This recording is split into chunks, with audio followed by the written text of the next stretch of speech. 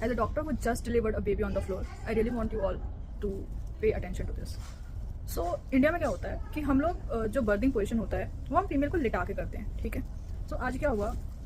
एक फीमेल थी and she was a multi gravida, पहला बच्चा नहीं था बट स्टिल उसका बेबी आ नहीं रहा था, बिल्कुल उसका हेड शो हो रहा था लेकिन वो बाहर नहीं आ रहा था। बहुत देर से वो लेबर में थी बट उसका हेड बाहर ही नहीं आ रहा था। एंड देन फिर हमें FHS उसका करना था, बच्चे की धड़कन चेक करनी थी कि बच्चा बहुत देर से फंसा हुआ है, कोई ऐसा धड़कन बंद हो जाए उसकी।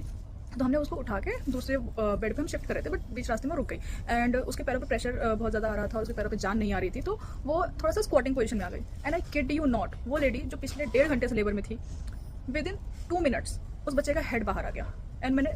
फिर उस फर्श पे ही डिलीवरी करवाई है। सो द थिंग इज़ कि वो बहुत ही नेचुरल पोजीशन होता है, नेचर में भी या फिर पहले भी एंशिएंट टाइम्स में भी जो फीमेल्स होती थी वो स्क्वाटिंग पोजीशन में ही डिलीवरी करती थी, बर्थ देती थी। लेकिन मॉडर्न साइंस अब हम लिटा के करते हैं, जिससे क्या होता है कि फीमेल के पेल्विस से बहुत ज़्यादा जोर पड़ता है, बहुत ज़्यादा प्रेशर आता है और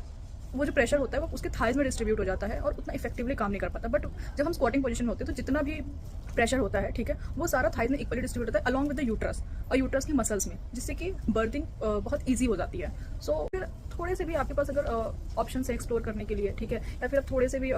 हेल्थ केयर वगैरह को थोड़ा सा भी समझते हैं तो talk to your gynaecologist, talk to your physician, ठीक है, उनसे बात करो, एक्सप्लोर करो different birthing options. There are 3 that are like very famous world wide. एक तो जो नॉर्मल, ठीक है, जो हॉस्पिटल में होती है, टेबल पे लिटा के होती है, ठीक है। एक सेकंड होता है वाटर बर्थ। वाटर बर्थ में क्या होता है, गुनगुने पानी में फीमेल को वही स्क्वाटिंग पोजीशन में बिठा देते हैं, बेबी बहुत ही स्मूथली बाहर आता है क्योंकि गुनगुने पानी की वजह से क्या होता है, यूट्रस की मसल्स रिलैक्स हो जाती हैं और, ठीक है,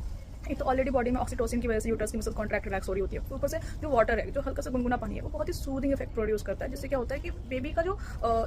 एक तो बेबी जो होता है एमनियोटिक सैक में होता है, ठीक है, तो वहाँ से जब वो पानी पानी पानी जैसा ही होता है, फिर जब वहाँ से वो वाटर में आता है तो बेबी के लिए बहुत ही स्मूथ ट्रांजिशन होता है, इससे बेबी को एक शॉक सा नहीं मिलता है एंड बेबी इजीली अडेप्ट कर लेता है। And the third is squatting position in a normal, ठीक है, जो कि बहुत टाइम से चला रहा है, एंशिएंट टाइम से चला रहा है, उसमें भी लगभग क्या होता है, सेम ही सेम होता है, इट जस्ट वाटर नहीं होता। बट हाँ, वहाँ पे भी क्या होता है कि तुम्हारी बॉडी जो होती है प्रॉपर तुम्हारे फेवर में काम कर रही होती है, your body is like this, ठीक है, तो यूट्रस जितना भी प्रेशर लगा रहा होता है, ठीक है, and gravity is also helping, तो बेबी जो होता है बहुत ईजिली बाहर आ जाता है एंड उतना पेन नहीं होता है। So please please please explore your berthing option, थोड़ा सा अवेयर रहो, ठीक है, अपनी बॉडी को लेके एक्सरसाइजेस करो एंड